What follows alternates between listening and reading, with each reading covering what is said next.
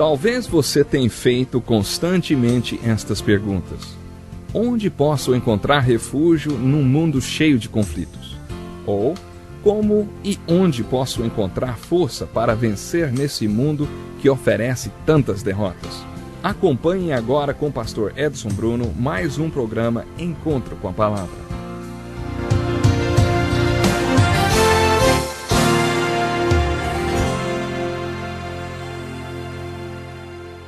Bem-vindo ao Encontro com a Palavra, um programa feito para ajudá-lo a compreender a Bíblia e a aplicar suas verdades na sua vida. Fico feliz e honrado por você ter escolhido estar com a gente hoje.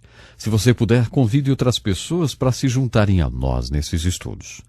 No Salmo 119, versículo 160, temos um relato sobre as Escrituras que diz o seguinte: As tuas palavras são em tudo verdade, desde o princípio.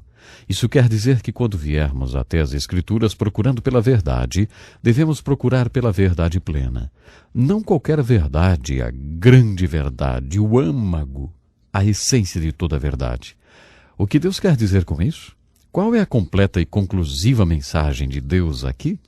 No mesmo espírito, abra sua Bíblia e leia vários livros, especialmente o Novo Testamento, procurando pelo que podemos chamar de o argumento do livro. Livros como Romanos e Hebreus têm um argumento interessante. Eles têm uma tese que está por toda parte do livro, da primeira à última palavra. Antigamente, até o século XVI, não existia essa divisão de capítulos e versículos na Bíblia. Um cardeal católico romano chamado Caro foi quem dividiu a Bíblia em capítulos no século XVI. Isso significa, como você já deve ter notado, que o apóstolo Paulo nunca ouviu falar em 1 Coríntios capítulo 10, verso 13, porque quando ele escreveu a carta de Corinto, ele não sabia que ela seria dividida em capítulos e versículos séculos mais tarde.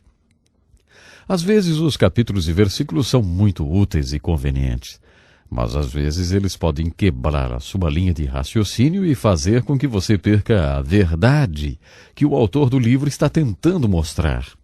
Por isso, tente encontrar o argumento do livro. Sempre considere o contexto das passagens da Escritura.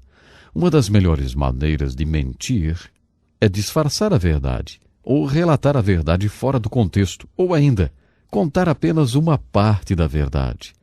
Mudando o contexto das Escrituras, você pode usá-las para provar qualquer coisa que quiser, qualquer ponto de vista. Por isso, sempre considere o contexto de uma passagem das Escrituras. Todas essas informações que eu estou compartilhando com você sobre a Bíblia podem abrir o seu entendimento. E eu também estou orando para que você possa entrar na Palavra de Deus e deixar a Palavra de Deus entrar em você. Sabe, eu gostaria agora de começar o estudo do primeiro livro da Bíblia, o livro de Gênesis. O livro de Gênesis fala sobre o começo. A palavra Gênesis, o nome desse livro é como a palavra genética. Tem a ver com o início. Porque Deus começa a Bíblia, falando do início, da origem das coisas. No livro de Gênesis, Deus nos fala de muitas coisas como elas eram, porque Ele quer que nós compreendamos as coisas como elas são. Eu acredito que Jesus nos dá a chave do livro de Gênesis. Em Mateus capítulo 19, as pessoas vieram até Jesus e perguntaram sobre o casamento. Quando eles fizeram essas perguntas, Jesus disse: Olha, se vocês quiserem entender o casamento como ele é, volte e estude o casamento como ele era. Vá até Moisés ou Gênesis e faça a pergunta: qual era a intenção de Deus quando criou o homem e a mulher? Estudem o casamento como ele era no princípio, disse Jesus, e vocês vão entender o casamento como ele é. Para mim, essa é a chave do livro de Gênesis. Sabe, eu acredito que devemos abordar o livro de Gênesis a partir dessa perspectiva. Assunto após assunto é discutido no livro de Gênesis, mostrando como era no princípio. À medida que você encontrar esses assuntos no livro de Gênesis, leia e se faça essas perguntas. Deus, o que é que tu estás descrevendo aqui como era no princípio? Para que eu possa apreciar e entender como isso realmente é. Eu gostaria de sugerir que você faça uma leitura geral do livro de Gênesis a partir dessa perspectiva. Primeiramente, no livro de Gênesis, Deus nos fala pouco sobre a criação e como ela aconteceu. Como já mencionamos, existem 1189 capítulos na Bíblia e somente 1,5 capítulos tratam da criação. Mas se você conversar com algum intelectual sobre a Bíblia, você acaba achando que a questão da criação é o único assunto do qual a Bíblia trata. Ela trata da criação muito rapidamente, pouco, apenas 1,5 capítulos. Mas por que, afinal, a Bíblia fala sobre a criação? Por que Deus nos conta um pouquinho sobre a criação? No livro de Gênesis, creio que Deus nos revela um pouco sobre como foi a criação, porque Ele sabe que um dia, assim como Davi, chegaremos a um lugar onde iremos sentir necessidade de um ato de criação bem dentro de nós. Davi falhou miseravelmente e quando ele fez isso, ele orou assim: cria em mim um coração novo, ó Senhor, e renova o meu espírito. O que Davi estava dizendo no Salmo 51:10 era simplesmente isso: Deus, eu preciso de um ato de criação no meu coração. Se o Senhor não criar alguma coisa em mim que não estava em mim quando eu nasci, eu vou falhar de novo e de novo e de novo. Deus, eu preciso de um ato de criação. Quando Jesus falou sobre o nascer de novo, ele disse: você precisa nascer novamente, porque o que nascer da carne é apenas carne. Quando os apóstolos comentaram sobre o ensinamento de Jesus sobre nascer de novo, eles chamaram essa essência de criação. Quem estiver em Jesus Cristo, nova criatura é, as coisas velhas já passaram. Eis que tudo se fez novo. Deus fez um ato de criação no coração do homem que nasceu de novo. Essa é a criação como ela é. Quando finalmente percebemos que precisamos desse ato de criação, eu acredito que Deus quer que saibamos que somente Ele pode fazer isso e que devemos nos voltar para Ele em busca desse ato de criação. Deus quer que nós entendamos o conflito das relações entre as nações, por exemplo. Ele quer que entendamos o conflito como ele é de fato. Por isso o capítulo 4 do livro de Gênesis fala sobre o conflito como ele era no princípio. Do capítulo 6 ao 9 de Gênesis, Deus fala sobre a catástrofe como ela era no princípio. Então entenderemos a catástrofe como ela é hoje. Deus destruiu o mundo inteiro. Isso foi chamado de dilúvio. Nos capítulos 6 a 9 encontramos a história de Noé e o dilúvio. Esse é um bom ponto para descobrir que o melhor comentário sobre a Bíblia é a própria Bíblia. O Novo Testamento nos fornece um comentário sobre a história de Noé e o dilúvio. Jesus toca nesse assunto 2 vezes. Ele faz uma comparação com a sua segunda vinda. O apóstolo que escreveu o livro de Hebreus diz que isso é uma figura da fé. O autor de Hebreus se concentra na fé de Noé e diz que essa é a lição que devemos aprender dessa história de catástrofe. O apóstolo Pedro compara o dilúvio com a salvação. Ele diz que Noé abria a arca para as pessoas e dizia: você pode entrar nessa arca e ser salvo. Esse é um grande símbolo daquilo que chamamos hoje de salvação. Quando lemos sobre Noé e o dilúvio, estamos lendo sobre a catástrofe como ela era no princípio. Faça-se essa pergunta: o que é que está sendo descrito aqui? O que é que Deus quer que eu entenda com isso? Eu creio que você verá a aplicação dessa história na sua vida. No livro de Gênesis temos também a aliança entre Deus e o homem. É o fenômeno de Deus vindo até o homem para fazer uma aliança. Isso acontece ao longo de toda a Bíblia. Quando Jesus encontra os apóstolos, ele diz: siga-me, e eu o farei, siga-me. Essa é a sua parte. Eu o farei. Essa é a minha parte. Isso é uma aliança, um acordo. Deus faz alianças assim com a gente. Esse é o significado da expressão Velho Testamento, a antiga aliança, e da expressão Novo Testamento, que significa a nova aliança. A velha aliança é: creia em mim quando eu digo que vou fazer algo a respeito da separação entre o homem e Deus, porque Jesus está vindo. A nova aliança é: creia em mim quando eu digo que fiz algo a respeito da separação entre o homem e Deus, porque Jesus veio.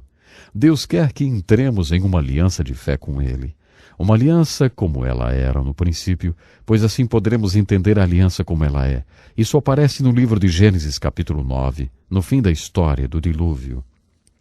No 11º capítulo de Gênesis temos uma história muito interessante. Vemos os homens se reunindo. Deus olha para baixo e diz: olha aqueles perversos se juntando, unindo suas tecnologias e seus cérebros, achando que se estiverem unidos não há nada que não possam realizar. Então Deus disse: acho que vou acabar com isso. Então ele desce e destrói tudo. Na história da Torre de Babel, o que Deus está tentando nos mostrar? Acho que ele está nos mostrando algo muito significativo. Parece que por séculos Deus esteve impedindo o homem de se unir e expandir sua tecnologia. Deus deliberadamente confundiu todos eles. Ele dividiu as línguas para que não fosse possível a comunicação. Não é interessante que agora, no século XXI, parece que Deus tirou o pé do freio e permitiu que o homem se unisse novamente? Sabe, comunicação, transportes e tecnologia, isso tem unido o mundo inteiro. Não há quase nada que o homem não esteja fazendo com a tecnologia. Hoje ele tem o poder para destruir a si mesmo, resultado da união dos cérebros. Na Universidade de Princeton, durante a Segunda Guerra Mundial, um grupo de pessoas das mais inteligentes do mundo se juntou para fabricar a bomba atômica. Agora, a tecnologia humana realmente resultou em algumas coisas fenomenais. É interessante quando voltamos ao livro de Gênesis. Quando o homem começou a se unir, Deus disse, espere aí, tem algumas coisas que eu quero fazer primeiro. Ele então enviou Abraão, e daí temos aquele período de 2000 anos da história. Então, mais tarde, Deus parece estar tirando o pé do freio e dizendo, tudo bem, vá em frente, juntem-se, façam o que quiserem. Será possível que o mundo gire para cima ou para baixo, dependendo da nossa filosofia, porque Deus permitiu que o homem se juntasse? O que Deus nos diz no 11º capítulo de Gênesis? Quando lemos Gênesis capítulo 12, encontramos 3 personagens, Abraão, Jacó e José. Deus nos diz muita coisa através do estudo dos personagens.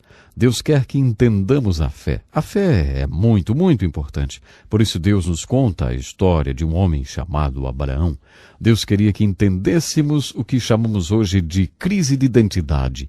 Por isso ele nos contou a história de Jacó. Deus queria que soubéssemos que Ele está no comando e que Ele é soberano nas circunstâncias de nossa vida. Por isso Ele nos contou a história de José. Bem, essa é uma visão geral do livro de Gênesis. Quando você estiver lendo o livro de Gênesis, procure observar as coisas como elas eram no princípio. Toda vez que você encontrar o livro de Gênesis descrevendo alguma coisa como ela era no princípio, pergunte-se, o que Deus está me dizendo agora? O que é que Deus quer que eu saiba? Por que ele me falou sobre isso no livro de Gênesis? Agora estamos realmente começando o nosso estudo da Bíblia. Eu gostaria de desafiá-lo a fazer 3 coisas. Primeiro, tenha certeza de não perder nossas aulas e peça sua cópia da apostila de estudos. A segunda coisa é convidar seus amigos e sua família para participar desse importante estudo. Finalmente, comece agora, se você ainda não começou, a ler o livro de Gênesis. E lembre-se de fazer as seguintes perguntas. O que isso quer dizer? E o que isso significa para mim? Ou, o que Deus quer que eu faça com o que eu estou aprendendo? Pense nisso e até o nosso próximo programa. Que lição importantíssima. Obrigado, Pastor Edson Bruno. Prezado ouvinte, coloque em prática o que você ouviu aqui. Sem dúvida, sua vida será grandemente abençoada. Este é um estudo escrito pelo Dr. Dick Woodward, na voz do Pastor Edson Bruno. Escreva-nos e solicite o material. Nosso endereço é Encontro com a Palavra, Caixa Postal 2011, CEP 89201-970, Joinville, Santa Catarina. Até o nosso próximo Encontro com a Palavra.